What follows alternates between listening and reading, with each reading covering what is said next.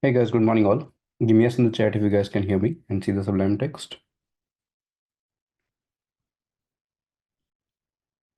Quickly give me a yes in the chat if you guys can hear me and see the sublime text. All of you can. Cool. Let's quickly start with today's session. The agenda for today I've kept it for completing our last design pattern, which is abstract factory design pattern, and then we'll start with the first case study. Okay. But before we go there, let's have a quick revision what you've done till the last part.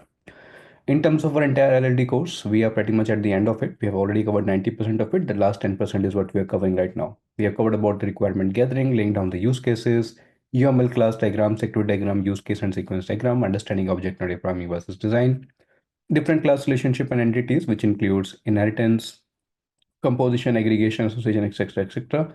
Then we talked about abstraction versus encapsulation, converting object-oriented design to model problem, implementing code in terms of solid, keep it simple and short, dry, and some best practices, and finally the design patterns.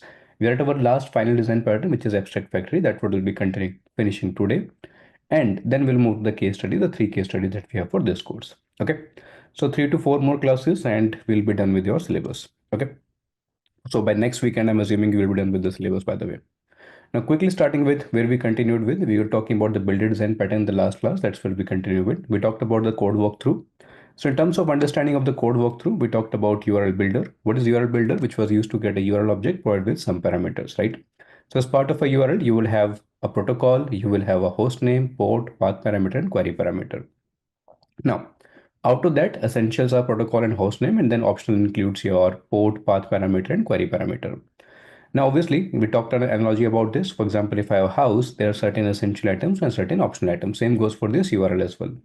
So if I do the code walkthrough, we talked about what is the problem if I implement this simply using a plain old Java object. So if I just use a plain old Java object, I'll probably using 5 getters, 5 setters. This is the kind of code that we have written, and this is how it will be creating. Now, the issue with such kind of a code is, number one, it's not a good code, and we are doing all possible constructor overloading. If you look at this code here, we are passing 5 constructor with each combination of every one of them, and I cannot cherry pick the values here. Cherry pick the values in the sense, if I just want protocol and port, I don't want the host. I cannot do that. Yes, I can pass the host as null, but I still need to pass it as null. I cannot just cherry pick the value protocol and port, right? That is what I said, a lot of constructor overloading, and I don't have the cherry picking option. Then we talked about the solution. The solution can be two-way. Either you can do telescopic constructor or you can do builder design pattern. Now, telescopic constructor is not completely solving the problem of cherry picking. It's reducing some line of code and slightly better than the plain old Java code. What is telescopic constructor? It's also called the constructor chaining. Means you are calling one constructor on top of each other. So let's say C1 is constructor 1, C2 is constructor 2, C3 is constructor 3. So C2 is built on top of C1, C3 is built on top of C2. So C3 is calling based upon C2, C2 is calling based upon C1, right? Now let's say in C1 you have 5 parameters. C2 needs to initialize 6 parameters, but those 5 parameters have already been initialized as part of C1. So rather than initializing all the 6 parameters in C2, what I would do is initialize the 5 parameters in C1 and I'll pass only one extra parameter in my C2. Okay, that will reduce my line of code. So if you look at the code example here, there's a constructor which is actually initializing the protocol. Now this is initializing protocol and hostname. So I don't need to do this dot protocol equal to protocol. I can just call the constructor which is initializing protocol. Same way if I talk about this constructor, I can just initialize the query parameter and I'll call the constructor which is initializing protocol, hostname, port, and path parameter here. Okay. So telescopic constructor helps me to reuse the other constructors. There's no need to initialize all parameters. One moment. Only the new parameters needs to be initialized, reduce the lines of code and constructor, and initializes all the previously defined constructor. However, cherry picking the value will still exist. Okay. That is when we move to the final solution, which we talk about as a builder design pattern. What do we do as part of builder design pattern? So what we do is we create an object called builder object, right? So we'll go for the protocol, hostname, those getters and setters. Everything will eventually be a builder object. The whole idea of creating a builder design pattern is every entity, every field, every column that you will have, that will become a builder object. So once you create the builder object, you are not creating a particular class object. You're creating a builder object. So eventually all of them are builder. So if you look at the URL builder, it's accepting builder as a parameter. So everything is a builder. So in your driver class, you can decide which parameters you want. For example, in this URL builder, I have the availability, whatever port name I want to choose. I can choose port name, I can choose host name, I can choose port. I can choose a protocol host name and I can skip the port if I want to. I don't need to, right? It's up to my choice, whatever combination I want to make, because eventually at the end of the day, everything is a builder object. And that's what I have written here. So if you look at the output, that's where you got the output. Then we talked about usability. So example, where are you using it? String builder class that if you have been using for quite a long time, that is actually a builder design pattern. We talked about summary, pros and cons. It's a good way to create or handle complex objects, provides optimization over plain old Java implementation, provides optimization of telescopic constructor. It's easier to implement, can be refactored into later. Okay. However, there's one con. You have to think of end-to-end chain. In case you want to talk about the builder design pattern, you have to think of about how are you getting the builder object out of all the entities. Okay. Then we move to the application of it. So in terms of application, builder design pattern get rid of the telescopic constructor. We talked about that in detail. We talked about builder design pattern to create a different representation or variation of same product. Then we move to our final or the last design pattern, which is abstract factory. I think we discussed about what kind of problem it solves. Real life example is where we were. I think warehouse we discussed, college using Jerry. That is something I'm about to start. And then we'll go to the implementation. We'll go to usability, code walkthrough, summary, pros and cons. Okay. Let's see what we discussed so far. So in terms of abstract factory design pattern, we talked about the definition. It's a factory of factory pattern, or basically it's a pattern inside a pattern, right? What do you mean by factory of factory pattern? We already know about a factory design pattern. This is a factory of the factory design pattern. This is the important part.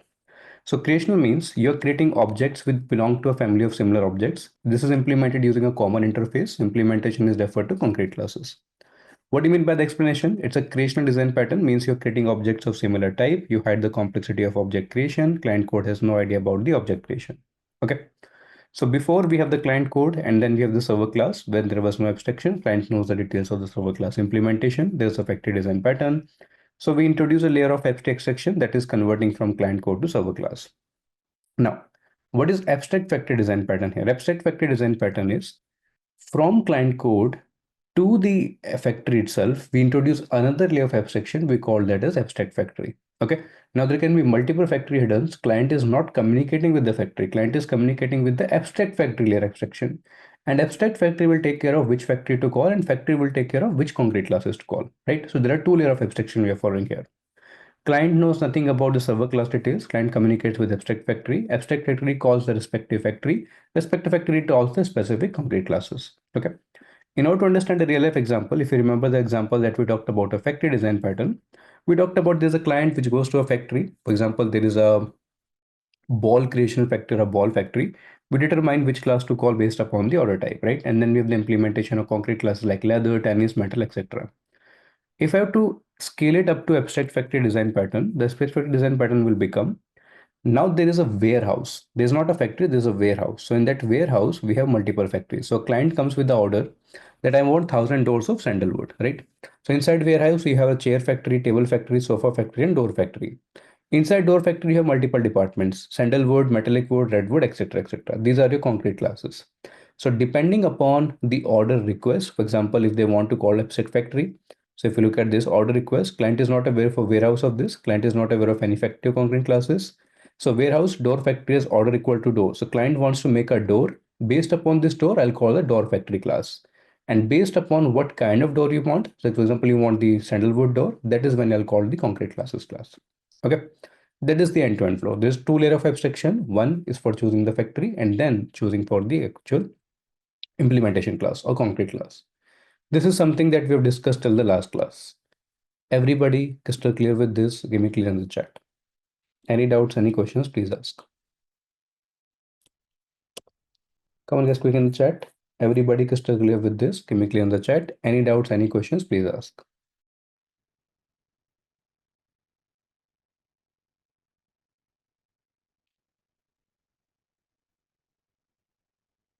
All good? Okay. Cool. Now let me answer the question that I saw in the chat. While going through class recording, explanation include more of Java concepts, mandatory to have Java knowledge for LLD. If not, how to relate it with Python. So LLD has nothing to do with Python or Java. LLD is something which can be implemented, or same goes for design pattern that can be implemented in Python as well. I wouldn't say anything much is required in terms of Python. Just be clear with the syntax and structure. That should be good. Is there any particular concept that you're referring? For example, these concepts, these are object-oriented programming concepts, right? Inheritance, abstraction, all of these are object-oriented. There's nothing specific to Java here. Same goes for the class diagram and activity diagrams. Is there any particular thing that you realize that it's more specific to Java? Let me know. I can give you the alternative for Python. Okay. All right, guys. So we're good with the revision. Let's start with the today's class. I'll take with number 4, which is second real life example. So if you remember, we have covered the first real life example that was based upon the abstract factory, that was based upon warehouse. Let's start with the second real life example, which is college using GRE. Okay, so let me take that, and that is something we'll be implementing in the code as well. But before we go to the code and stuff, let's try to understand the real life example. Real life example 2 for this one, which is college using GRE. All right, how many of you know about GRE? Everyone knows about. It's a very popular exam, in case you guys don't know. All right, GRE is, by the way, is an exam which is conducted for admissions into master program. OOPS concept recommend Java source to start with. OOPS concept for Java sources, I mean, there are many websites that you'll find it. Tutorial Point is a good start that if you want to refer to. And same goes for Python also. You'll find a lot of things on the Tutorial Point as well. Books for OOPS concept, I don't think there is, I mean, Introduction to Java, I would say that's one book that you can read for. There's all the concept related to object-oriented. But in general, if you want to read about, there's many online sources which is available here for all the object-oriented programming languages. Okay, Python being one of them as well. Introduction to Java is a really good book if you want to understand the basics of Java, but I'm not 100% sure if it is very relevant for OOPS concept per se. I don't think there's any particular book, at least in my knowledge, which is very particularly talking about OOPS concept in Java. They might talk about OOPS concept in general, but not specifically to Java. Okay. All right. Now coming to the example that I'm talking about, I can look it up and I can give it to you. As of now, I don't have an immediate answer for book. Websites I can refer you right now, but book I don't have the exact answer right now. I can look it up and I can see based upon reviews and all. Or same thing you can do on Google as well. Just look for the reviews and that will be the best book you'll find. All right. Now coming to the second example, which I'm talking in terms of abstract factory, and that's something we're going to implement in the code. Now, GRE is an exam which is used for approaching for master's program in the United States or United States and many other countries, right? So GRE is exam which has a score. Now let's say there is a user opted for GRE, a user got a score. One moment. A user got a score, and from the score, they can either go to Ivy League or they can go to public universities, depending upon how good the score is. Public universities. Okay. And obviously, all of them have all the master's courses. For example, there is MS, there is MBA, etc., etc. Similarly, this one, there is a MS or MBA. Okay. Intro to Java by Daniel Lang. I don't remember the exact author. Intro to Java, if you search it, the first book that will pop up, that is probably it is. It's a very popular book, Introduction to Java in general. It's a quite a heavy book. That's how you can identify it. It's around 500, 600 pages, something like that. Okay. Now, this is the use case we are talking about. Let's understand the real life example. Then we'll talk about what use case we are talking about. So first thing, if I talk about end-to-end journey of a client or let's say a student, they will give a GRE exam. Based upon that, they'll get some score. That score will decide whether they have to go to Ivy League university or public universities, or not have to go, but certainly they can go for Ivy or they can go for public. Both of them will have certain set of programs in that. Okay. So if I create it like this in a sequence flow, client GRE score, GRE score goes with Ivy League or it goes to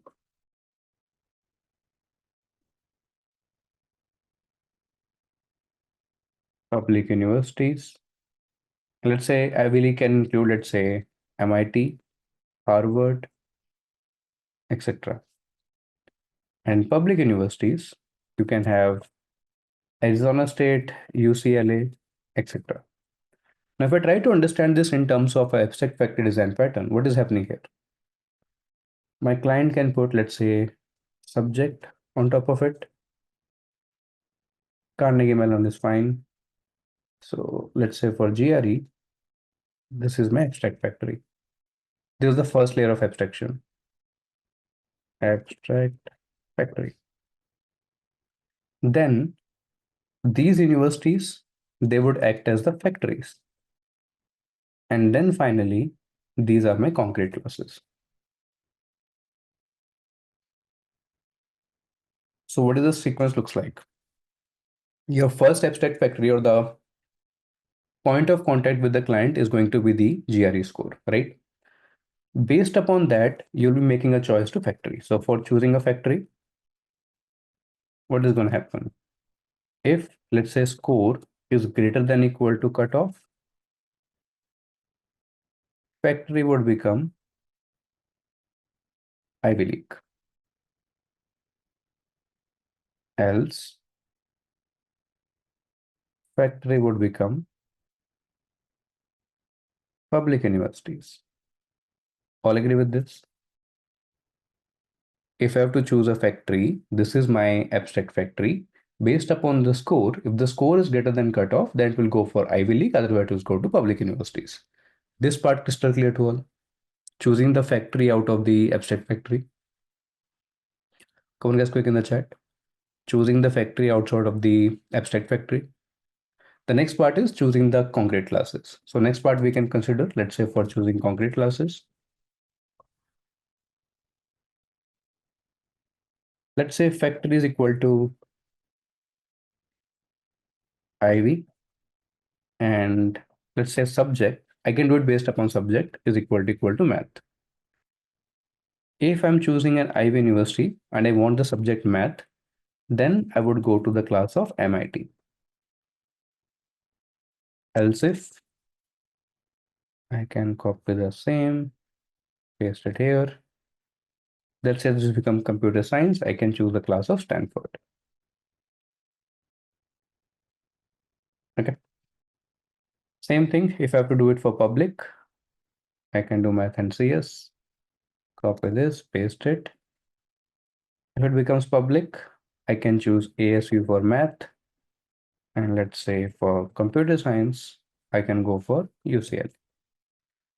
So what is the crux? The crux is, since we have two layers of abstraction, one on the abstract, one's of the abstract factory pattern, then one's of the factory pattern. So my GRE score will determine my factory, and UCLA is a university name, and subject is determining my concrete classes. That is the example which I was referring to. We have already gone through the one example. This is the second example which I'm talking through. This statement is crystal clear to all. The first example was this, which we discussed in the last class. Based upon the warehouse we are calling the factory, the door factory, and door factory based upon which type we want calling the sandalwood specific concrete class. In this case, we have two parts. First part, or which factory to choose, that is determined based upon the GRE score. Which particular concrete class to use, that is determined based upon the subject. This flow end to end is clear to all. Any doubts, any questions? If I have to choose which factory to go, I need to compare the score. If score greater than cutoff, I'll go to the Ivy, else I'll go to public. That's how I determine my factory. Once I determine the factory, how do I determine which concrete class? That is dependent upon subject here. Everybody crystal clear with this, guys? Quickly in the chat. Any doubts, any questions, follow-ups? All good? Okay. If all good, that is something we are going to implement in the code. But before I go to the code part, I just want to make sure you guys are clear with this. What is the thing that we are going to implement, and then we'll go to the code part. So this would complicate things if we have diverse categories. Actually, it will make the things easier if you have diverse categories. It would complicate things if you don't have much categories. If you have multiple categories, it's become the easier part. Okay, because it's easier to hide the concrete classes and the factories behind one common abstraction layer. That's the whole idea of abstract factory. Okay, we'll talk about pros and cons later, but just giving you a syntax here. Let's take this guy. In terms of code walkthrough, this will be handy to us. Number one. So in my code that I'm going to refer, the job of abstract factory will be done by a class called university factory. Okay. The job of factories will be done by either Ivy League factory or public university factory. And then in Ivy League factory, I would have some concrete classes. For example, I have MIT, Georgia Tech, and Caltech. And then for the public university factory, I would have their concrete classes. And what is that? That is USC, ASU, and VSU, whichever universities you want. I am just giving the example of code that I have taken. Okay. And each concrete classes will have implementation of a for get fee calculator for them. That's how we're validating this end-to-end design pattern. Now I'll go to the code part. Okay. So this is important to talk before we go to the code part, so you have a clear understanding what to expect in the code. We are talking about abstract factory design pattern. In terms of the code, there would be a client and there would be some GRE score based upon some cutoff, which will decide that GRE score is actually abstract factory. And based upon this GRE score, you will decide which factory to call. Either it can be Ivy League or it can be public universities. Inside the Ivy and public universities, you would have concrete classes, which are actually your specific colleges, which includes MIT, Georgia, Caltech. In terms of Ivy, in terms of public, it can be USC, ASU, and VSUs. Just so you can decide based upon the subject there. So first layer, depending upon the score, you got the abstract, you got the clear factory, and second, based upon the subject, you will finally move to the specific concrete classes. Two types. Okay. Same thing I've written here. GRE score will determine the factory and subject will determine the concrete classes. Okay. Each of these classes, each of these concrete classes will have the get fee calculator, and that's how we'll validate which particular concrete class is being caught. I'll start sharing my screen and let's go to the code example that will make the things much easier. Here am I. Let me just quickly see. All right. Everybody can see my IntelliJ. Just let me know in the chat. I'll just zoom this a bit. Everybody can see my IntelliJ. Okay, cool. If you look at the left side, I have a client call. We'll discuss about this client code. Then I have something called this fee calculator. There's a fee calculator, which is abstract class. Since it is abstract class, if you look at this, there are 6 implementation. So one implementation in ASU, Caltech, Georgia, MIT, US, and VSU. So 3 implementation classes for Ivy League and 3 implementation classes for public universities. If I talk about my factory classes, I have the Ivy League universities. If you look at this, so what I have the admit card and I have the fee calculator. This is what I was referring for fee calculator. So there's admit card. If you look at this university factory of Ivy League, which is extended the university factory. If I show the university factory, this is the university factory. So in this university factory, I've decided the cutoff, whichever cutoff I want to decide. Let me zoom this a bit. So in my abstract class of university factory, I have this cutoff of 109. You can change the cutoff and then you can validate the cases. If you look at this, I have 2 classes or 2 factories. One is Ivy League factory and other is public university factory. What is the logic that I have kept to decide which factory to call? If the score which I'm getting here is greater than the cutoff, which is 109. So the score is greater than cutoff, I will be calling the Ivy League. Otherwise, I'll be calling the public university. And since it is abstract, it has the implementation for get admit card and get free calculator. This part clear to all? Yeah, this is the abstract factory. This is the abstract factory. These are the 2 exact factories. This is abstract and these are the factories, Ivy League and public. Come on guys, quickly in the chat. Based upon this logic, I can decide which specific factory to call. This part clear to all? Based upon if my entrance exam score is greater than cutoff, that is first layer of abstraction, which factory to call is determined by how much is my score. If my score is greater than 109, I will be going to the Ivy League factory. If it is less than 109 or equal to 109, I will be going to the public university factory. This statement crystal clear to all. Come on, guys, quick in the chat. All right. Now, let's go to each of these individual factories. If I go to Ivy factory now, Ivy League factory, inside the Ivy League factory, I have a switch case that is based upon the subject. So once my score becomes greater than 109, then I'll go to the Ivy League. Now I go to the concrete classes. So which specific concrete class I have to go? That will be determined based upon my subject. So first layer, which was a selection of factory, is based upon the score. Second layer, which is the selection of the specific college or the concrete classes, that is based upon the subject.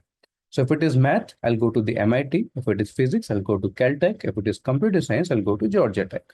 As simple as that. Okay.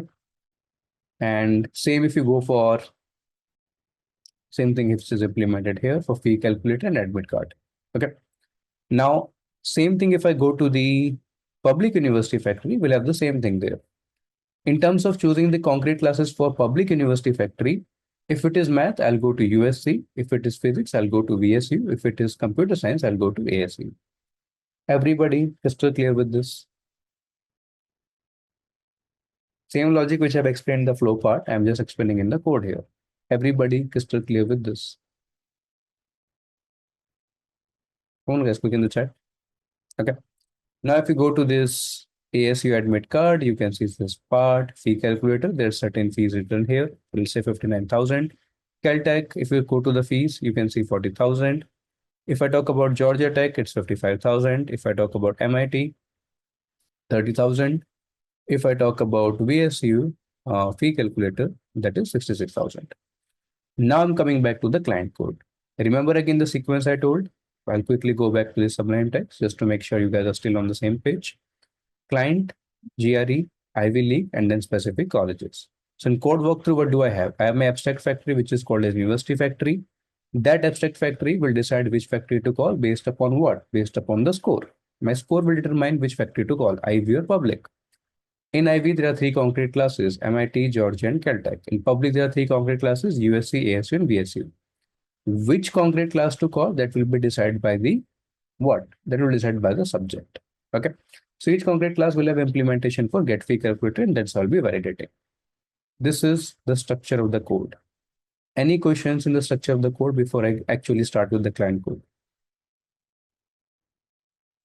Come on, guys, quick in the chat.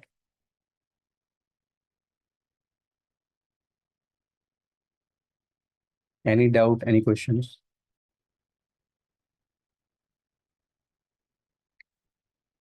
All good? Cool. Now let's go to the code. Let's see what we are expecting here. Abstract factory is this, which is university factory. This is your abstract factory class. Okay. Inside that, one moment. Inside that, there are two more classes. Or inside that, there are two factories, which is Ivy and public. So Ivy is your first class and public is your second class. That are factory classes. University is your abstract factory. Ivy and public are your actual factory. And then in terms of implementation of concrete classes, you have the concrete classes for ASU, Caltech, Georgia, MIT, USC, and VSC. These six. Okay. All right. Now coming to the client code, let's talk about what are we exactly trying to do in the client code. Number one, we decide the entrance exam score to be 125, right? So what we do, we first call the abstract university factory, which is my university factory. So based upon my score of 125, if I go to the implementation of university factory, will I get a Ivy League or will I get a public university? Quickly in the chat, 125. This logic. Come on, guys, 125, this logic, which university I'll get? Correct. We'll be making a call to Ivy League University. So the factory which will be selected is going to be Ivy League University. Okay. So let's remove this. So this is Ivy League. That is test case number one. I'll go back to test case number two. Let's cover this part first. So I'll call the admit card, get admit card based upon the subject math. So inside my Ivy League University, listen to the word, inside my Ivy League University, if I go to math, so I go to my Ivy League University, I go to math. Which concrete classes would be called? Quickly in the chat. Come on, it's a simple code, quickly in the chat. Inside my Ivy League, my subject is math. Which concrete class will I'm calling? I'll be calling MIT. So if I go to MIT fee calculator, MIT fee calculator, here it is. How much is the cost? How much is the cost? Cost is 30,000, correct? The cost is 30,000. So if you go back to your client, it will asking which is the class called, which class will be called. MIT class will be called. And if you check the calculate fee, the fee will be 30,000. Test case number one, everybody clear? MIT would be called, fees will be 30,000, so on and so forth. Same logic. Now I'm calling with the physics. Again, I'll go to physics. So if I go to physics, Ivy League. If you go to physics, which will be called? For physics, I'll be calling Caltech. And what's the fees of Caltech?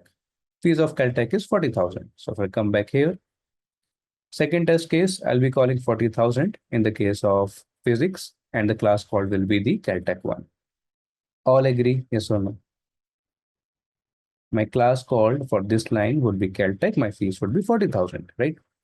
Third test case, I'm calling computer science and I'm checking the fees. So if I go back to my IV, computer science, who I'm calling? Computer science, I'm calling Georgia Tech. If I go to the fees of Georgia Tech, that is 55,000. So for third test case, it would be Georgia Tech and 55,000. Test suit number one, these are the three expected output. MIT with the cost of 30,000, Caltech with the cost of 40,000, and Georgia Tech with the cost of 55,000. Everybody crystal clear with this test suit number one or three test cases.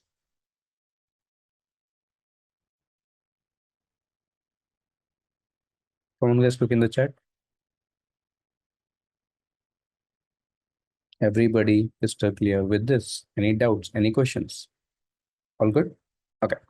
If everything is good, now let's move to the second suit. Again, three test cases or maybe one test case, whatever that is. Now I decide the entrance exam score to be 105 and I go to University Factory. 105 score based upon this logic, which factory class to be used? 105 score, which factory class to be used? Now I'll be going for the public university. Okay. Now if you go to client, I will be calling the public universities, that's for sure.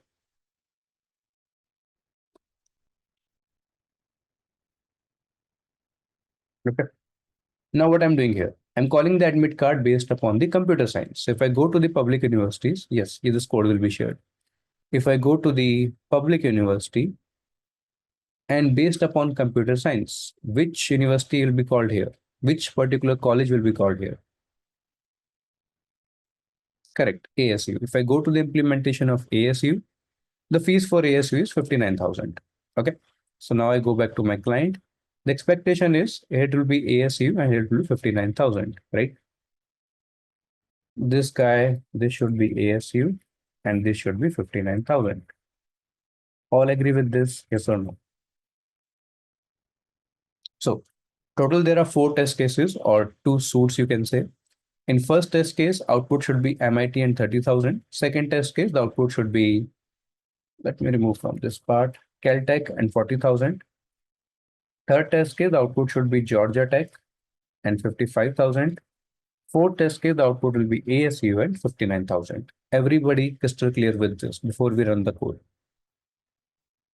Any doubts, any questions, any part of the code you want me to go through, let me know.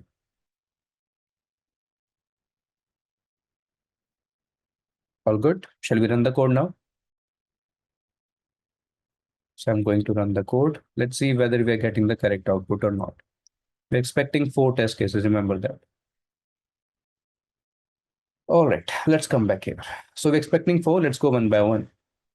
First test case, it should be MIT. It is MIT, completely correct. Cost should be 30,000, cost is 30,000, good. Second test case should be Caltech, it is Caltech, correct. The cost should be what? The cost should be 40,000, cost is 40,000. Third test case should be Georgia Tech, it is Georgia Tech. The cost should be what? The cost should be 55,000, cost is 55,000. Last test case, factory should be ASU, we are calling ASU, cost should be 59,000, 59,000. All our four test cases are working as expected. Everybody crystal clear with this.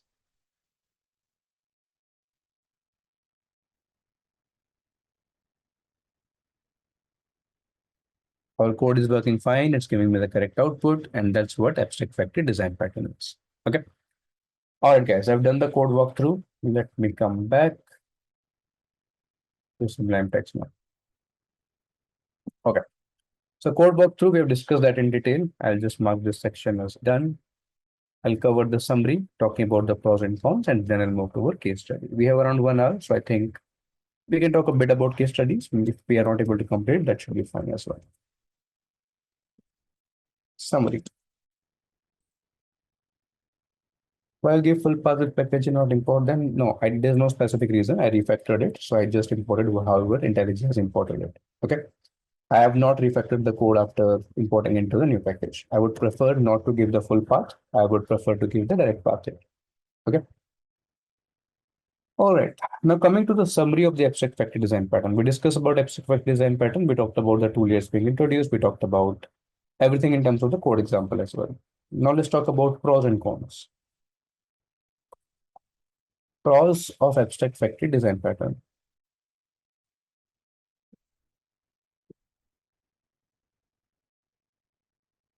The pros are number one, it's very good for abstraction and family of similar objects.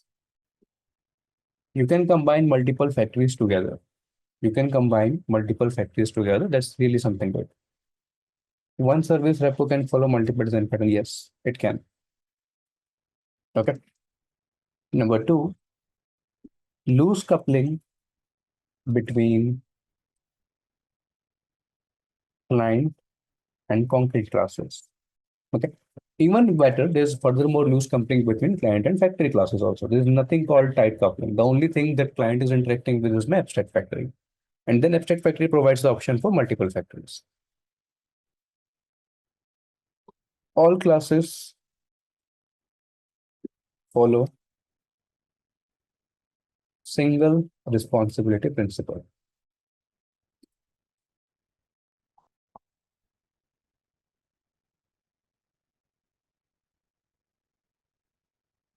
All of my classes will follow single responsibility principle. Okay. And number four, it supports open close principle. If I have to make changes in, let's say, a particular design or a particular, in the sense, a particular concrete class, I don't need to change the factory class for it. I don't need to change the abstract factory for it. I can make the changes in the specific concrete classes. That's it. However, when there's a pro, there's a con as well. So what is the con of abstract factory design pattern? Let's talk about that. The con is, number one, code will become a bit complex or complicated over a period of time. Number two, since it's a pattern inside a pattern, remember, you're putting a factory inside a factory. That's what you call as abstract factory. So you need to be very careful with what should be chosen as the abstract layer, what should be chosen as the factory layer. That's all. Okay. All right, guys. This was for abstract factory design pattern. Any doubts, any questions, let me know. I'll just quickly revise what we discussed as part of abstract factory, and then I'll take care of any doubts or any questions. Our last design pattern, which was abstract factory. One moment. I will mark it as done, mark it as done, mark it as done, mark it as done. And this guy also done. Okay. Now coming back, we discussed 6 things. We talked about what kind of problem is solved. 2 real life example, one with warehouse, one with college using GRE, implementation of that, usability, code walkthrough, summary, etc. etc. Okay. We talked about the explanation here in detail. So it's a factory inside a factory. We compare with what we got in terms of a factory design pattern. I reminded you of the real life example we used there. And then finally, we move for the abstract factory, which is example of the warehouse. That's number one. Number two, which we started was college using GRE.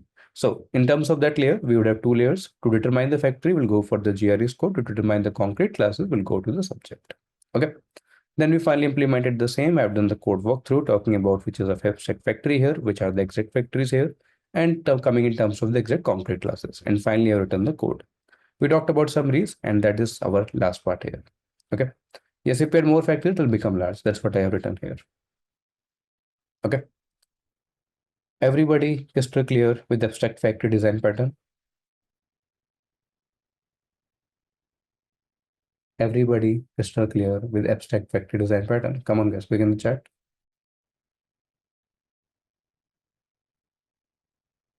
Okay. If everything is good, now we are moving to our final part. I'm marking this one as done as well. We are done with our design patterns. Now we are talking about the case studies. Okay. I'll give you a brief overview. What do we need in terms of case studies? Why it is important?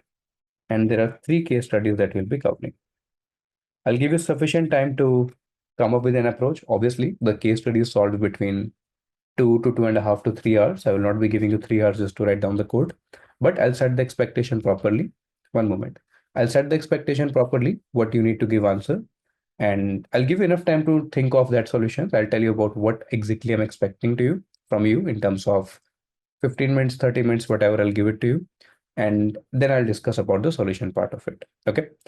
You cannot code after LLD, you're coming to cover HLD. Yes. So this goes in parallel in the sense there's some of you who covered HLD before, now they're covering LLD. Now, some of you who have not covered HLD before, they're covering LLD. So this will go in sequence. After every LLD, there's a HLD batch. After every LLD, there's a HLD batch. Okay, so it will go in sequence. You don't need to worry about it. If you don't know about HLD, you can still continue LLD and vice versa. Okay. Now, coming to the case studies, as I said, I'll give you a very clear idea of what it looks like. What are the expectations from you as a candidate? What are the expectations from an interviewer? No, we're not covering any other design pattern as part of the syllabus. So I'll give you a clear expectation of what kind of expectation you will have as a candidate, what kind of expectation you can expect from an interviewer. What are the things that you would be tested upon in terms of functionality of the code, reusability of the code, so on and so forth. As part of these three classes, or I don't think 3.5 classes, this case study, I will tell you very precisely what I'm expecting from you. As I said, you'll be given in real interview, will be given 2 to 3 hours to implement the same. But obviously in a class, I cannot give you 2 to 3 hours. Our class itself is 2 hours. So I'll give you like 20 minutes or 30 minutes. Let's see whatever time we get to. And I'll tell you the exact expectation that I would have from you in that time. Okay. All right. The case studies that we are referring here, we are referring about machine coding round. Whatever you have to see in terms of theory, we have covered everything in the theory so far. It's part of this course. Now this is about implementation of the code. Okay. So machine coding round, what is machine coding round? How does it look like? And what's the process goes like? Let me walk you through that. Number one, there will be a problem statement which is given to you. In terms of the problem statement, there will be mandatory requirements, and then there will be optional slash bonus requirement. Okay. There will be a problem statement which will be given to you, which covers mandatory and optional requirement. You will be given a certain time to cover it. For example, you'll be given 2 hours to 3 hours, depending upon how complex the case study is, to cover it. When I say cover it, you have to do it end to end. Okay. Expectations. You are going to use appropriate design patterns. You are going to use best programming practices. Okay.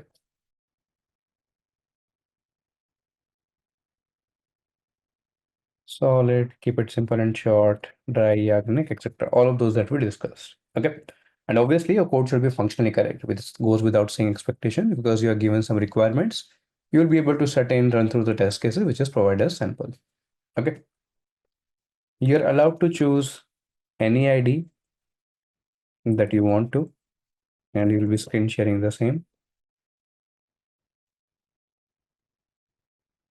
Fifth, you can write code from scratch. Okay. Use of libraries is allowed. If you want to use any particular libraries, open source libraries, that is allowed. But you have to write the pretty much entire code from scratch. For example, if you want to use Lombok for builders, you can feel free to do that. You can Google the syntax and all of those things. Nobody will stop you for that. Just don't copy the entire code. You'll be provided sample input and output. And last part, you can code in any language of your choice. Whatever language that you want, you can code in your choice. Okay. This is what usually all the case studies would look like. Okay. And if I talk about case studies, I'm talking about the machine coding round, which is taken by companies. This includes Flipkart, Swiggy, um, not Swiggy, then Uber, Udan. What else? I think Walmart also has a machine coding round. Then there is Urban Clap, which has machine coding round. What else? PhonePe has a machine coding round for sure. Zepto does it. Takeon. I'm aware of these. Maybe something else. No, machine coding round is there not there in Google, Microsoft. No, these companies or fund companies do not have machine coding round. They have LLD rounds. The LLD rounds are based upon whatever we discuss in terms of theory, in terms of designing a particular case, not the machine coding round. Okay. The machine coding round, I don't know what is KLA. If it's a company name, let me know. Oh, you mean Ola? Yes, Ola is a machine coding round. Okay. All right. Machine coding round before 10%, no, nothing like that. So these companies, they have machine coding rounds for, I guess, 3+ years of experience. So let's start from 3+ till whatever number of years of experience you have. Okay. If you're going for a managerial role, of course, that will not be. I'm talking about only the software engineering roles. Okay. All right. And I think 2+ years of experience also you can ask the machine coding round. So just give me an idea about that. So what we're talking about the case studies, we're talking about the machine coding round, which is asked in some of these companies. These companies for sure, there might be other companies also, but this company I'm 100% sure they ask the machine coding round. Okay. Now, expectations, I made it clear. They'll give you a problem statement, which will be completely like a feature or a product altogether. And you have certain mandatory requirements. You have certain optional slash bonus requirement. Okay. You'll be given 2 to 3 hours to complete the same. End to end, you have to do the same. If you can do the optional point, well and good. But at least you have to complete the mandatory requirement. That's what the purpose of optional. Expectation is use the best design principles, use the best design patterns that you know about, and so on and so forth. You can choose any ID, but you will be screen sharing the entire time. You have to write code from scratch. Use of libraries allowed. You can search for syntax. Sample input output will be given in the requirement sheet. You can code in any language of your choice. Okay. Everybody crystal clear with this. Roles like PE engineers for focus on design principles for LD round. Design principles will be one part of it, yes, but for one moment, guys. Design principles would be one part of it, but for PE engineers, the more about in terms of technical ownership that you have delivered. Because once you're targeting PE engineering roles, it's less about the technical strong front, because definitely you would have been a technical strong front to become a principal engineer. You would have already cleared all the coding and design rounds by so far. It's more about how would you go about implementing a complex problem. If I talk specifically about LLD, so you might have to design an LLD for a particular product, which can be quite complex based upon the requirements. Okay, and less on the coding side. Engineers mostly do not code. I'm not saying that they cannot. Obviously, they can. Mostly, they do not code. Okay, they will be more responsible for setting up the bars and setting up the timelines across the organization. Okay. For Google, it will be only about explaining design, custom design. For coding, only DSA. Coding, only DSA, that is correct. And design is the high level design. Yes, that is correct. There will be low level design for L6 and above if you're targeting those roles. And those will be based upon understanding the same theory that we discussed for the low level design. Okay. All right, guys. This requirement clear for the case studies. Quickly in the chat, this requirement clear for case studies. Again, it's not about years of experience, it's about which role you'll be targeting. So for L5, there is no low level design. For L6+, there will be low level design. Okay. L5 is senior, L6 is staff at Google. Yeah. All right, guys. If this part is clear, now let's move on to next. We are going to start with our first case study. I'll set the expectations right, what I would need from your end during the 20-30 minutes that I'll give you guys. Splitwise. Okay. Let's start with our first case study. I'll just open that. Then we can take it from there.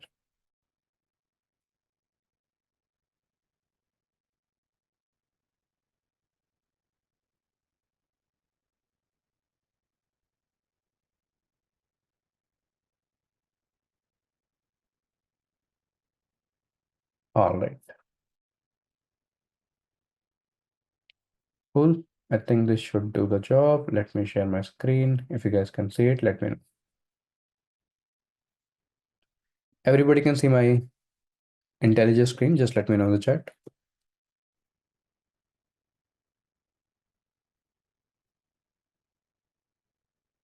Come on, guys, be quick.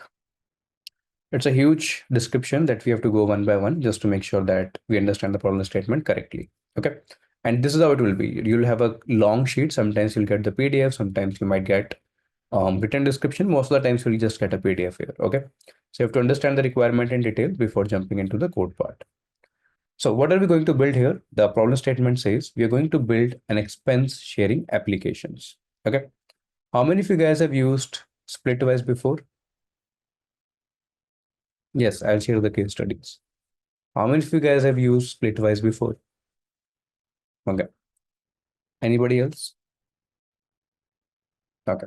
Those who have used it, they are already familiar with it. Those who have not used it, just to let you know, Splitwise is just, as the name says, Splitwise. It is just a platform where you can put an expenditure and you can share across people. For example, you guys went on a, let's say you went with your friends on a trip and you have a particular expense that you want to split across. It might be a traveling expense or a hotel expense or food expense or whatever that is. You can decide how do you want to distribute it. You want to distribute equally, you want to distribute by percentage, etc., etc. Okay, those things you can do. That's what exactly we are trying to build here. So as I said, it can be a complete product, it can be a feature. In this case, it's a complete product. Create an expense sharing application. An expense sharing application is where you can add your expense and split it among different people. The app keeps balances between people, as in who owes how much to whom. Okay. Example, you live with three other friends. For example, you are user one, your ID is U1. Your flatmates are user two, user three, user four, ID U2, U3, U4. This month's electricity bill was 1000 rupees. Now, you can just go to the app and add that you paid 1000 rupees and select all the four people, select split equally. So you said U1, 1000 rupees, split between four people, U1, U2, U3, U4 equally. You can decide this. So once you do that, what will happen? You divide 1000 by 4, it will be 250. So everyone will owe you 250 to user 1. So now my app will show the balance as user 2 owes user 1 as 250, user 3 owes user 1 as 250, user 4 owes user 1 as 250. This part clear?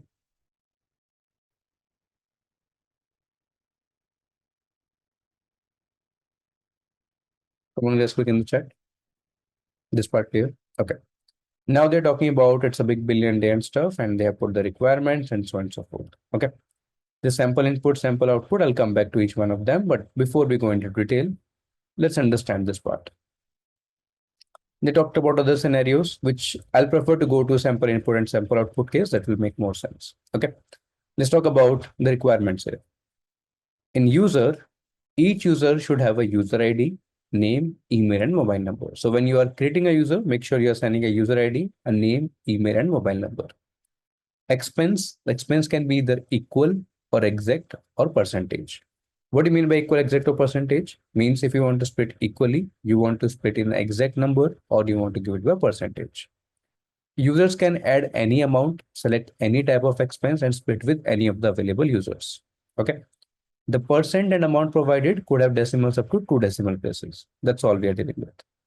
In case of percent, you need to verify total sum percentage is 100 or not. For example, you distribute it between three people, but the total percentage is coming as 90. It means it's incorrect.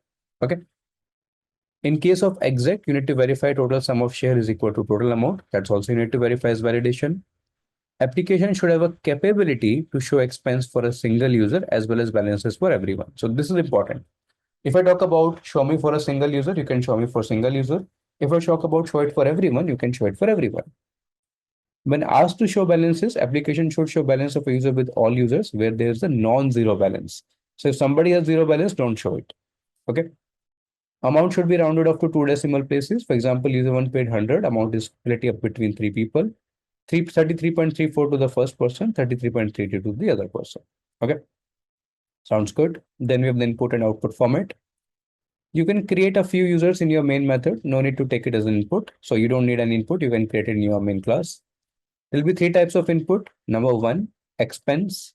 user ID of the person who paid, number of users, space separated list of users, whether the expense was equal, exact, or percentage, and space separated value in case of non-equal. Okay. Second, if you want to show the balance for all, you just have to type show. If you want to show the balance of a single user, you have to type show and whichever the user ID. Input format clear to all. There are only three kind of input. Input format clear to all. Come on, guys, quick in the chat. Only three type of input. Input format clear to all.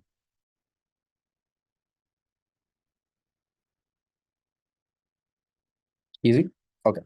Now, in terms of output format, when you're asked to show balance of a single user, show all the balances that user is part of.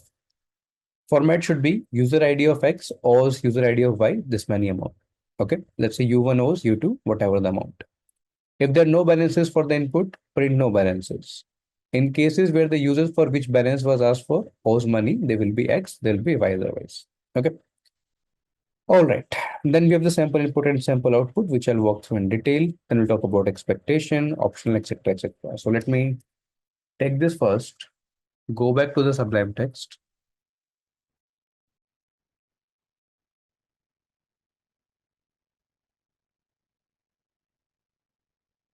There you go. I've taken this. I'll go back to the Sublime text, and now let's talk about this. Okay, in detail. Now, sample input and output, that's what I want to actually discuss about in detail. So let's go one by one. We got multiple scenarios. Let's verify whether we understand the question correctly or not. So, one by one, guys. Number one, I'll mark this as number one so that it becomes easier to track which response we are talking about. Number three, number four,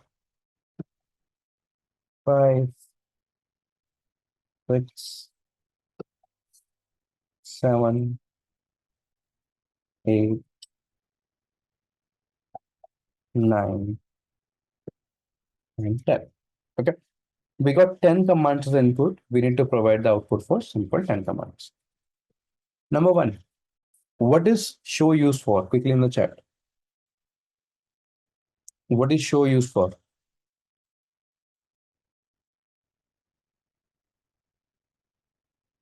Come on, guys, we walked through the inputs. There are three kind of inputs only. What is show used for? Show is used for balance for everyone. Okay, not a particular user, balance of everyone. Has there been any transaction so far? Has there been any transaction so far? No. So what will be the output? The output will be no balances. You're asking about me to show the balance of everyone. There is no balance. So output will be no balance. Number two, when you say show U1, what is that responsible for? Show U1, what is that responsible for?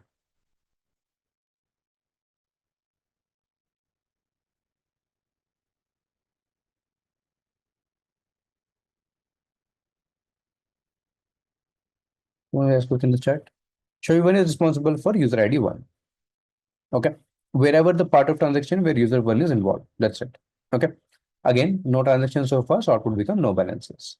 Now we have our very first transaction. Focus here, number 3. Now we have our very first transaction. Will I get any output for this transaction? Do I print any output for transaction? No. I only print whenever there's a show. Show for everyone, show slash user ID for that particular user. That's it. Okay. So number 3, there will be no output. All clear with this? Number 3, it's a transaction. It's a write call. There is no read call out of it. Okay. Think it like in a database. It's a write call. It's no read call happening here. So what is the write call here? You said U1 has paid 1,000 rupees among 4 people, U1, U2, U3, U4, equally split it. Okay, sounds good. Now, when you say show U4, show U4 means what part of transaction U4 is involved with. So now U4 owes user 1 as 250, right? Let me put this. Let me put this. I think it's missing one command here. There is a show. 5, 6, 7, 8, 9, 10th and 11th. Let me update here also because it's missing one command. Before this, there's a show here. Okay. Now coming back to it. So when you say show, I need to show the expense for everyone. So I'll come back here. I'll come back here. What will happen now is user 4, user 2, and user 3, they all own 250 rupees to user 1. All agree with the third test case or technically fourth output. Come on, guys, quick in the chat. All agree with the fourth output. Once you talk about show, you're talking about all the transactions. So what transaction has happened? User 1 does not owe itself anything, by the way. So user 4 owes user 1 250, user 2 to 1 250, 3 to 1 250. This part is still clear to all.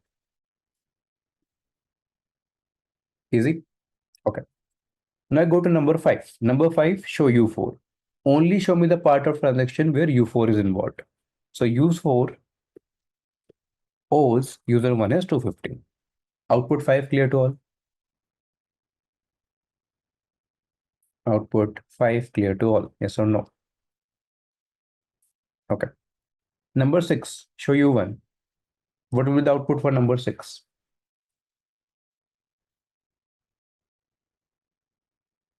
What will be the output for number 6? What is the part of transaction U1 is involved?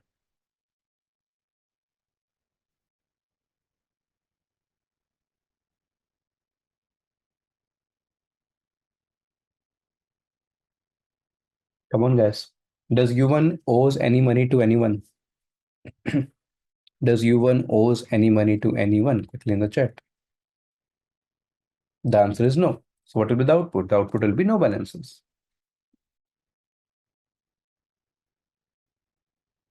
The output will be no balances for 6. Number 7. Now we got another right call. So no output for this. We just got another right call. That's it. Now U1, again U1, remember that, spent 1,250 rupees. Now this time between two people, U2 and U3. So U4 is not involved, only U2 and U3. Exact, so he gave 370 rupees to U2 and 880 rupees to U3. And you need to make sure 370 plus 880 makes actually 1250. That's also part of validation. Similarly, you need to make sure 48 triple 20 makes actually equal to 100. Okay. Anyways, 370 plus 880 makes 1250, so that is fine. But now U1 has paid 1250 rupees to U2 and U3, 370 to U2 and 880 to U3. This part clear to all?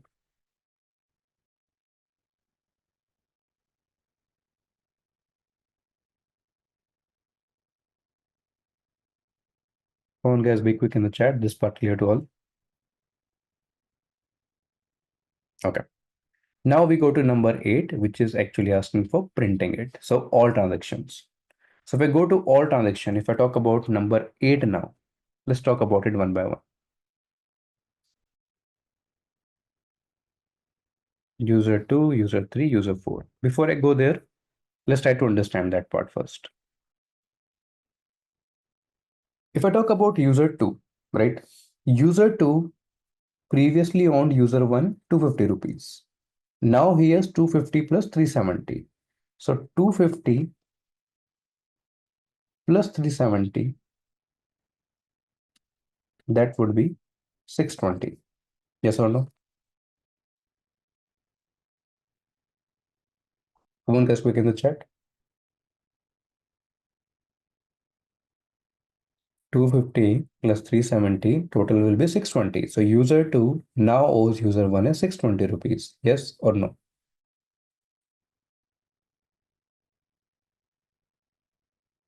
Okay. User 3. User 3 owes user 1 is 250. Now 250 plus 880, that will become 1130. So 250 plus 880, that would become 1130. Yes or no? User 3 will own user 1 is 1130. User 4, was user 4 involved in this transaction? Was user 4 involved in this transaction? No, user 4 was not involved in this transaction. So anything will change on user 4? No. User 4 owes 250 and that will remain the same. Okay, that will remain as it is. Everybody clear with the output of number 8? Everybody crystal clear with output of number 8? Okay. Now we go to number 9. Number 9 is a right call, no output. Okay. What is happening as part of number 9? Let's talk about it. Number 9 says U4 now, not U1. U4 now pay 1200 rupees. Split among 4 people, U1, U2, U3, 4 in a percentage. So 40% spent on U1, 20% each on U2, U3, U4. This part clear to all? 40% spent on U1, 20% each on U2, U3, and U4. This part clear to all?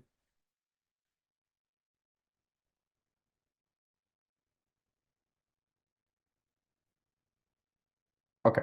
If this part is clear, now let us keep a balance sheet. How much amount, who will owe? So if I talk about 40%, I'll come back here. 40% of what? 1200 will be what? 480. And 20% of 1200 would be what? 240. Okay. So what will happen here? By now, user 4 owes user 1 is 250. Agree? Until now, user 4 owes user 1 250.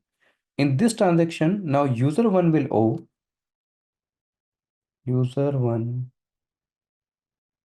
will owe user 4 as 480. Yes or no? 40% transaction. Now the user 1 has to pay back 480. All agree with this?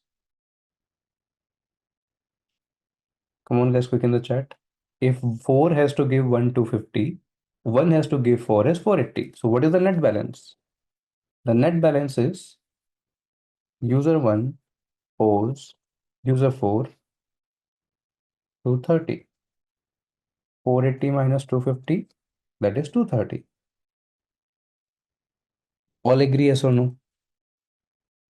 4 owes 1 as 250, 1 owes 4 as 480. So technically, 1 owes 4 as 230. Simple maths, right? Okay. What about other folks? Let's talk about other folks also. Now, if I come to number 10, the output is number 10, which is show U1. So where the part of the transaction where U1 is involved. So if I go about U1, this is number 10. There you go.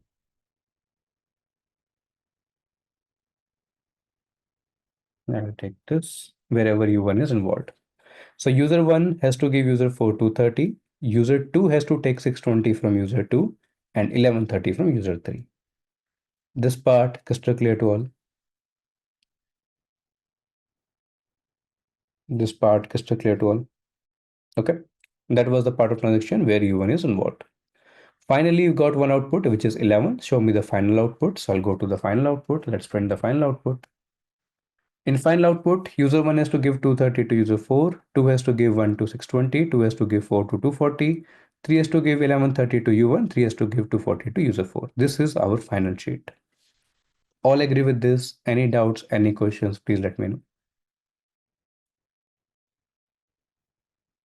Any doubts, any questions in understanding, let me know.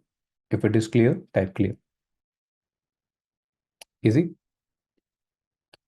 Okay, let me take back to one moment. Let me take it back to Splitwise on IntelliJ, then we'll discuss the next part. There you go. Okay. So what have we discussed so far? Coming back up, we talked about what are the requirements. We talked about what is the input format. We talked about what is the output format. In terms of input format, we know there can be three kinds of expenses: equal, exact, and split. In terms of user, what details I need to provide. All of those things we discussed. Okay. We talked about input. We talked about output. We talked about the detailed output, expected output, so on and so forth. Okay. Now coming to the expectations part of it. The expectations part of it is make sure that you have a working and demonstratable code. This is what I was talking about. Expectations would be very clearly told to you in the beginning.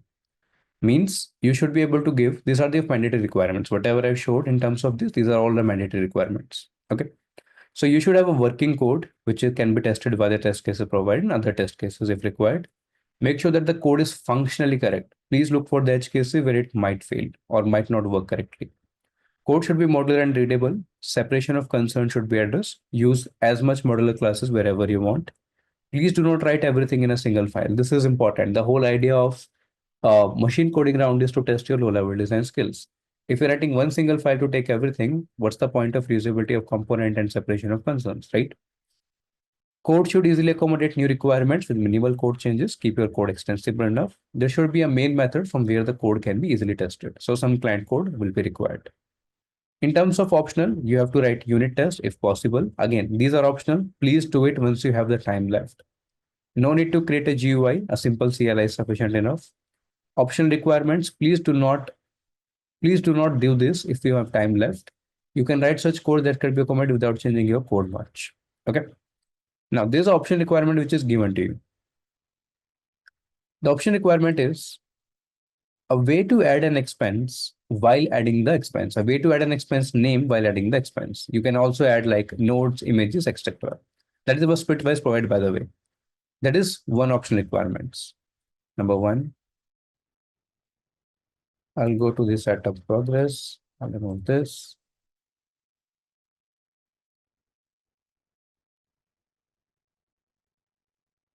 And similarly, you will have the summation and all those critics. Okay. Now, the option requirement which is given, let's go one by one. You can add an expense name. You can add the notes, images, videos. Videos fine, notes and images fine. Third, you can option to split by the share, right? So user 4 pays and everyone shares splitly. You say you pay for 2 people. It can be like this. Share of 2,111. Number 4, a way to show the passbook for a user. So passbook means all transaction user was part of. You can print in any format you like. And fifth, you can simplify the expenses whenever it is expenses. Okay.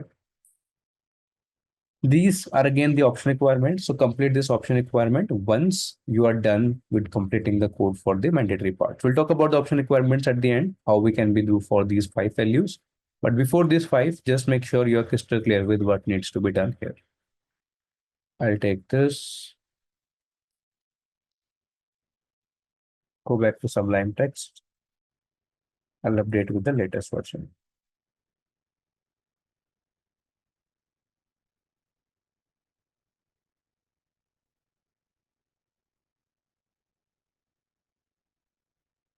All right, guys. These are your requirement details or requirements in detail. Any doubt, any questions as part of what needs to be done here? At least on the mandatory requirements.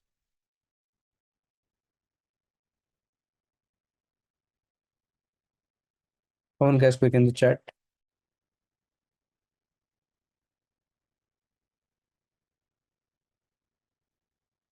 Any doubts, any questions on the requirements?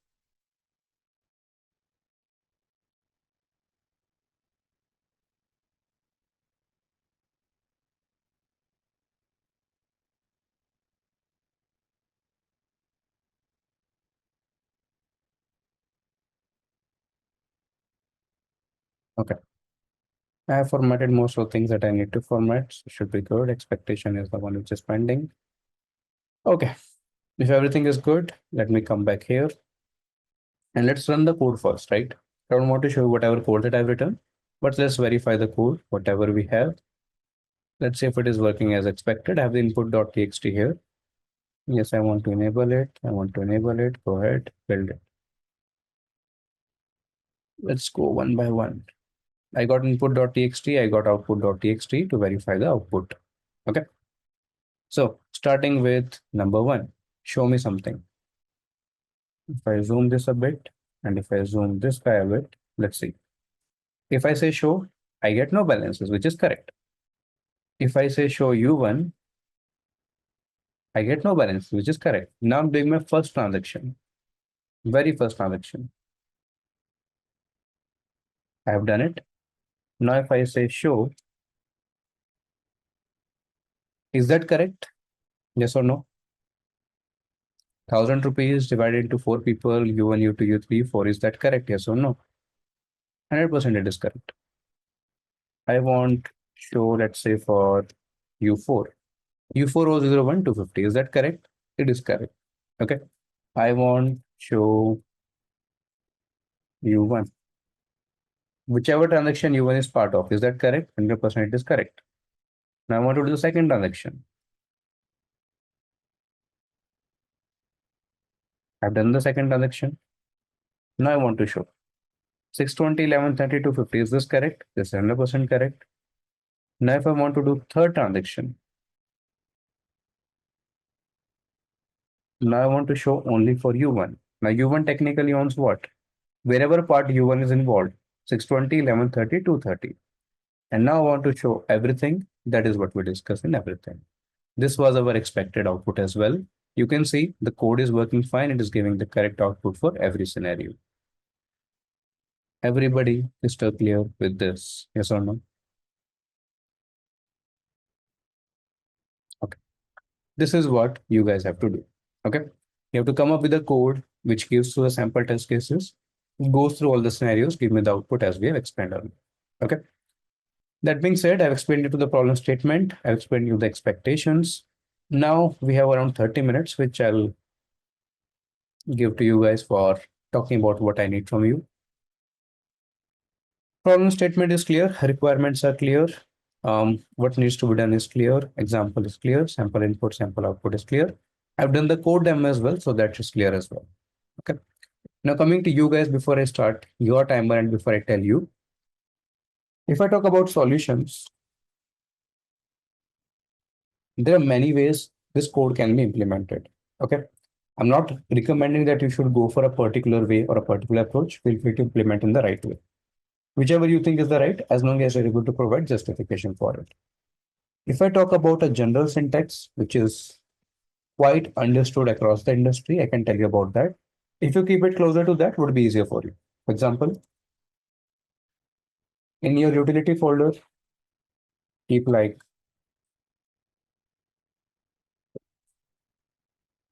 keep all your constants or your configs. In your validators folder, keep your validator service, basically your validator. In your controller, you can keep the rest controller. This is where the program actually starts from. And then in implementation level, you can keep your service implementation.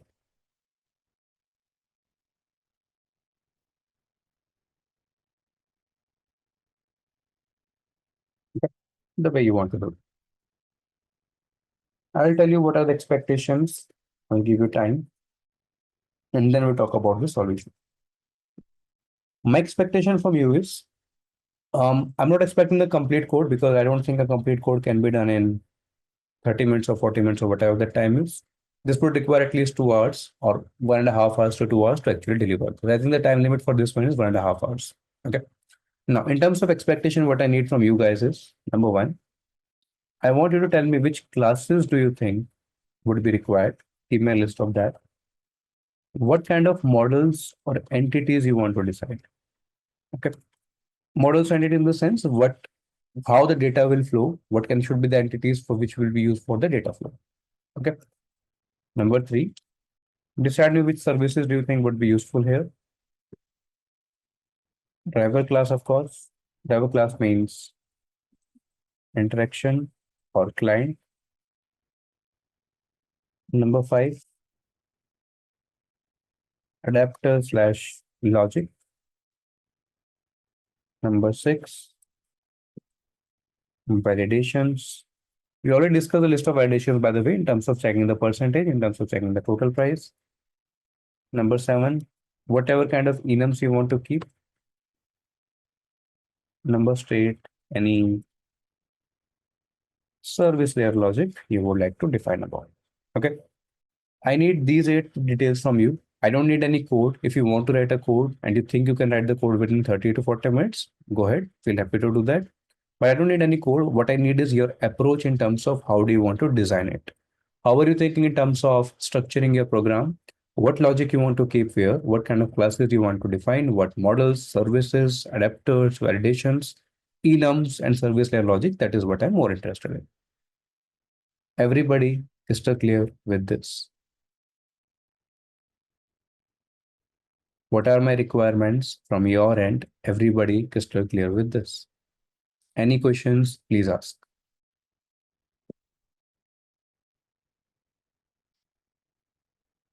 All good? Okay. You guys are clear with the problem statement. I've explained everything. You need anything from my end, please let me know. I'm putting this expectation in the chat. Please answer in the same format like this.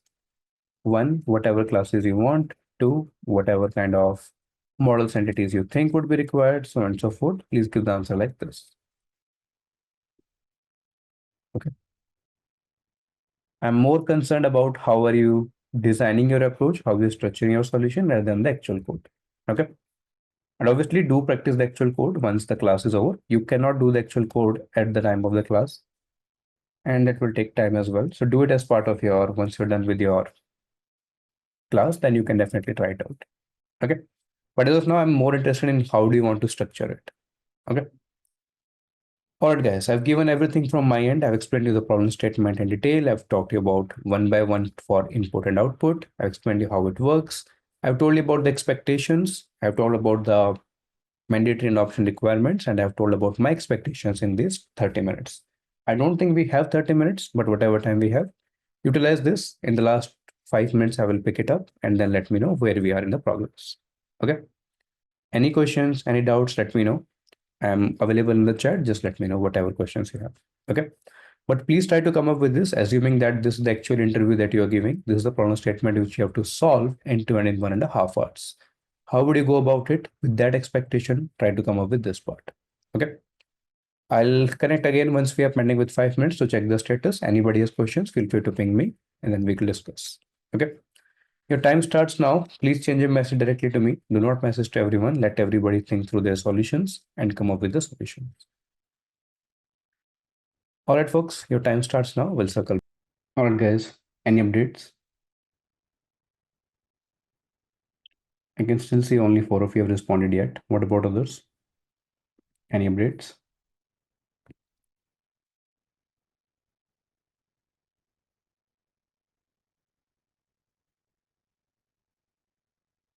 Okay, I got 2 more. What about others? Cool, I think it will take time. I'll give you due time to do it. What I can, it's incomplete. Yeah, I see. It will take time for you to do it. Considering that we don't have time, we'll continue this in the tomorrow session. My recommendation is first complete this expectation and then try to come up with the entire code as well. If you can do the entire code, that's well and good. If you're not able to, let me know which part you're struggling with, then we can talk about it. Okay. But at least come with these expectations finished by tomorrow before I start the session so we can have a quick discussion on it. I don't want to give again time for it for the same thing. Okay. So then we can go through the code in detail and then we can move to the case study number 2. Okay. Let me quickly revise what we discussed as part of today's sessions. Yeah, I'll share my input tomorrow. Let everyone think and come through it because as I can see, only 6 people have responded out of 18 we have in total. So let everyone think through, then I can give my inputs. Okay. All right, guys, coming back to this, what we have discussed, do they expect perfect code? There's nothing called perfect code. At least your mandatory requirement should have been completed. And then if you have time, then you can go for the option requirement as well. Okay. But at least the mandatory requirement should have been completed. Now, use input of given use space. Yeah, there's a user input, right? Which is already here. There's user input already. You can take it in the client code. I mean, you can create like a main.java file or something like that, or client.java like that, and you can define the user cases. You don't have to take any CL input for the same. You will cover HLD, right? As I joined this course today. Yes, so I'll be covering the HLD. So LLD will be ending by next week. That's what I'm expecting. LLD will end by next week, and then we'll start with the HLD ones. Okay. You'll be given all those details by your course coordinators. Starting with quickly wrapping up or what we discussed as part of today's session. First, do you also take Munstack? I do take Munstack, but I'm not sure if I will have the bandwidth to take Munstack as of now, because I know the next 2 courses I have is the design courses. I do teach Munstack. I have taught like 2 syllabus or 2 batches of Munstack and Tutort, but as of now, I think I will be taking only the design ones. I'm not 100% sure as of now. Okay, but the next 2 courses, that's all the design courses. Now coming to real life example number two, we first talked about the abstract factory design pattern. We talked about the second example, which was calling using GRE. We talked about abstract factory and the exact concrete classes there. Okay, we talked about the logic, we talked about the code walkthrough. One moment, we talked about the logic, we talked about the code walkthrough, we talked about the example, and then we've done the code part. Then we talked about pros and cons in terms of summary. That's we finalize our design patterns. Then we talked about the case studies for the machine coding round. I talked about the expectation, which is required. What are the companies which ask the machine coding round? We did our first case study, which is Splitwise. I'll just mention it here. The very first case study for Splitwise, we talked about in terms of detail, problem statement, what is the expected input, expected output, so on and so forth. Then we talked about the solutions in terms of finding the syntax. We talked about the expectation. Some of you have not still given the answer. I'll give you time, guys, time to come up with this. Please prepare with this before we start the next session tomorrow. So we can go through this detailing quickly and then we can move to the code part. Okay. As I said, the next two batches that I know for your question for Java full stack, the next two batches that I am aware of are going to be design batches. I have taken the full stack. I do teach the full stack, but as of now, the courses that I think in my next two schedules is going to be design courses. Okay. If anything changes, I'll let you know. All right, guys, any doubts, any questions in what we discussed in today's session? Everything is clear? Let me know. Okay. If everything is good, let's wrap up the session here for today. Let's catch up in the tomorrow session. Yeah, you'll be getting these notes, right? So you'll be getting those sample input and output. These notes will be there in your LMS sheet. Okay. All right, guys, let's wrap up the session here for today. Let's catch up in the tomorrow session and we'll continue from there. Please try to finish this before tomorrow so we can have a direct discussion rather than waiting again. Okay. Thanks for joining in. Have a good one. Let's catch up tomorrow.